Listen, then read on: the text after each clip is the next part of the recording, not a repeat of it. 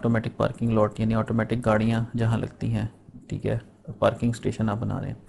N automatic parking lot gate extends a ticket to the customer when the customer cars drives over a sensor S and the driver press the button B on the ticket vendor.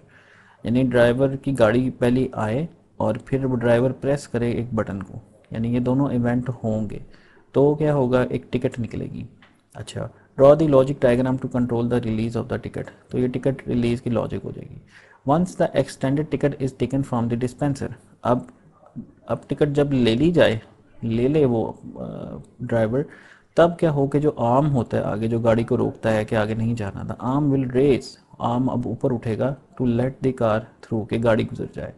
यानी कि further आगे आपको जो है एक और condition आपको लगानी पड़ेगी कि टिकट को रिलीज़ करने की लॉजिक एक और लगानी पड़ेगी और वो पिछली लॉजिक के साथ एंड होगी।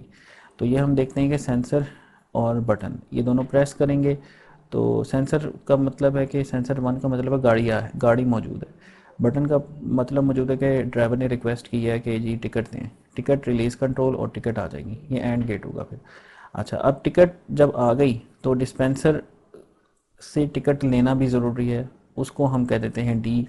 वो वन होगा और ये वन होगा तो आपका आर्म लिफ्ट हो जाएगा, आर्म कंट्रोल, ठीक है, आर्म वन हो जाएगा, यानी आर्म पे जो मोटर लगी होगी वो मोटर चल जाएगी फिर और आर्म को ओपन कर देगी।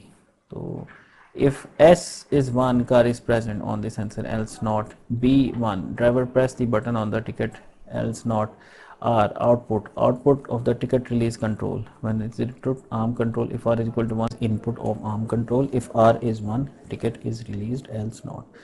If D is equal to 1, ticket is taken from the dispenser, else not. If A is equal to 1, arm is read, else not.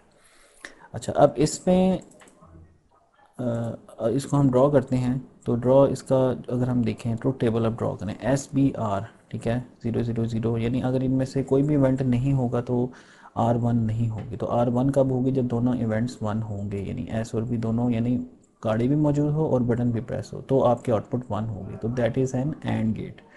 इसी तरीके से आर्म कंट्रोल है कि जो है आपकी R से इनपुट भी 1 हो और आपकी टिकट जो है वो भी ले ली जाए। जब ये दोनों 1 होंगे तो आपकी आउटपुट अल्टीमेटली आर्म की जो आउटपुट होगी वो 1 हो जाएगी। तो R is equal to SB, A is equal to RD, ठीक है। तो ये आपका गेट बन जाएगा सिंपल, दो एंड गेट्स आपके लगेंगे, तो इससे ये आपकी लॉजिक इम्प्लीमेंट हो जाएगी। अच्छा, अब नेक्स्ट कोड हम देखते हैं BCD to XS3 code. BCD code हमने पढ़ा हुआ है इससे पहले और XS3 कोड भी हमने पढ़ा हुआ है, जो इसमें 3 ऐड जो है वो किए जाते हैं।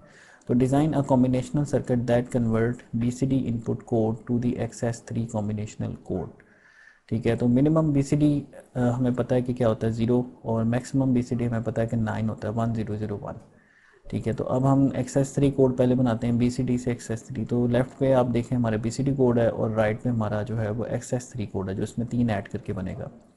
तो ये जो है 9 तक हमें पता है कि BCD कोड्स 9 तक होते हैं, 9 के बाद BCD कोड्स डिफाइंड नहीं है। तो हमारी आउटपुट जो है ट्रुथ टेबल की यहाँ तक आएगी, तो this will be our output. तो हम देखेंगे WXYZ, यानी अब हम क्या करेंगे कि WXY और Z का जो है हम चार हमारी आउटपुट्स हैं ना, इनका अब हम जो है वो सर्किट डिज़ाइन करेंगे। अच्छा, इसमें आप देखें कि 9 के बाद वाले जो कॉम्बिनेशंस हैं हमारी, चूँकि ये 2⁻16 कॉम्बिनेशंस बनेंगी, लेकिन हमने यूज़ जो है सिर्फ जो है वो 9 तक की हुई है।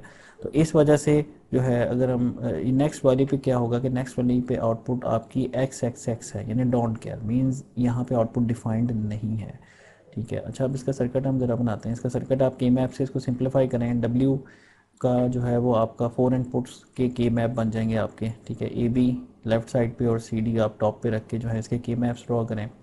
मैनुअली भी कर सकते हैं, आप सॉफ्टवेयर से भी कर सकते हैं। तो यहाँ पे लॉजिसिम के थ्रू किया हुआ है, अगर आप देखें WXY और Z, इसके हमने जो है वो के मैप बनाए हुए हैं और सर्किट जो है इसका अकॉर्डिंगली हमने ड्रॉ किया।